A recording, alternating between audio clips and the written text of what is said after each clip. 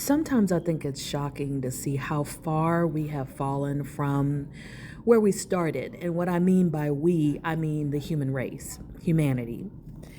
In ancient days, women were seen as basically goddesses, divine, because we had the ability through our womb to connect the unseen realm, where the spirit and the soul are, to the physical realm.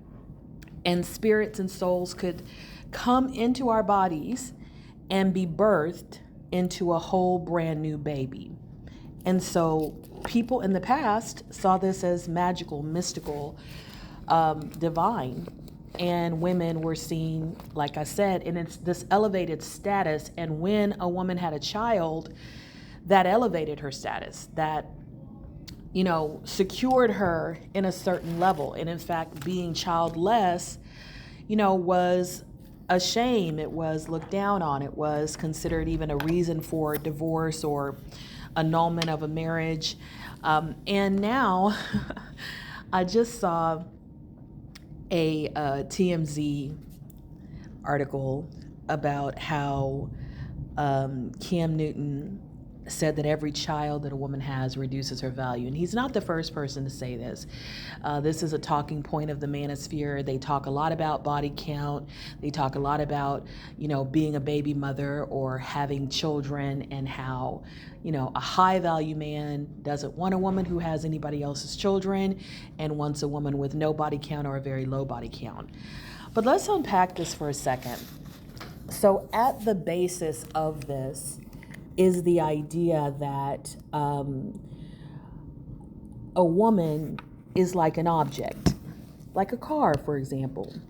And the best car is the one that's coming right off the lot with no miles on it. Objects can be devalued. People have spirits, souls. They are unique. They are not manufactured, and they cannot be replaced like a car can.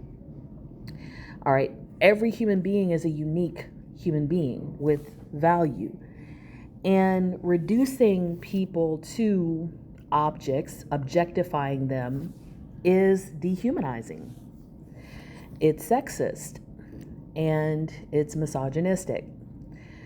But to go even further, there's a saying, and I've posted this before. I actually did a clip that I called this: when you point one finger, three point back at you. So what a lot of men don't seem to realize is what they're actually saying. If a woman were to go through her whole life and not be involved with a man, she would have no body count, she would have no children. All right. And according to them, she would be pristine, in a sense, perfect, right? Untouched.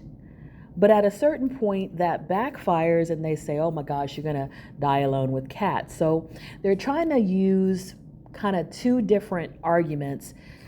Don't use up your sexual market value too soon and waste it, but also don't squander it by letting time pass you by and waste it.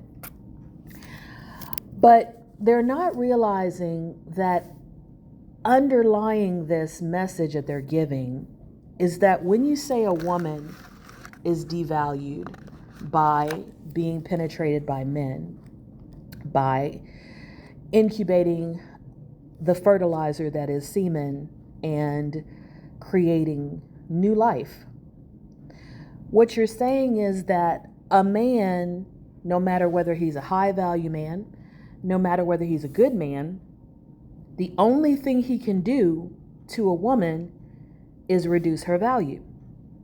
The only thing he can do to a woman is bring her down, dehumanize her, make her less valuable. So why would any woman want to ever get with any man? And why would any woman want to get with a man out of love, out of valuing him as a human being? Because if this woman is going to be devalued, why wouldn't she get paid for that? Now, a lot of men don't want to be seen as a pocketbook. But if you're sitting here telling a woman, if you engage with the man in an intimate way, if you get pregnant by a man, your value is going to be decreased. Why wouldn't she get something to compensate her for this decrease in value?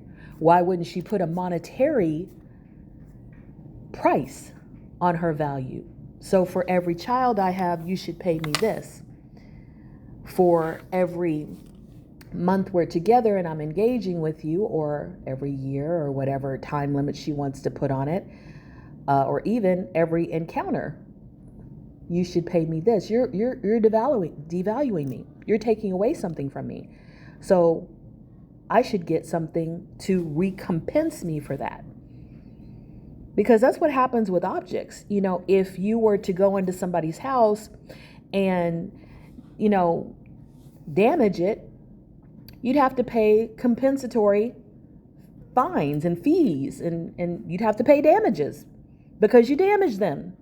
You damaged their property. So that is really where this rhetoric can lead to.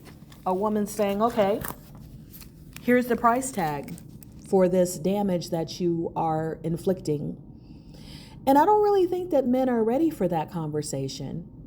I don't think men are ready for women saying, okay, you keep telling me that being around you, being with you, giving birth to your children is lowering my value. I'm not going to engage in that. I want my value exactly where it is, and I don't see that you bring enough to the table for me to let you lower it. So think about that before you start to use this rhetoric, because like I said, when you point a finger, 3 point back at you.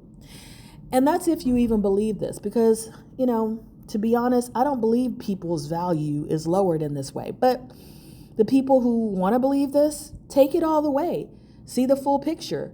Because if you want to believe one side of the coin, you got to also look at the other side of the coin. The coin doesn't just have one side. It's got two. May you walk in Synergy. Sometimes I think it's shocking to see how far we have fallen from where we started. And what I mean by we, I mean the human race.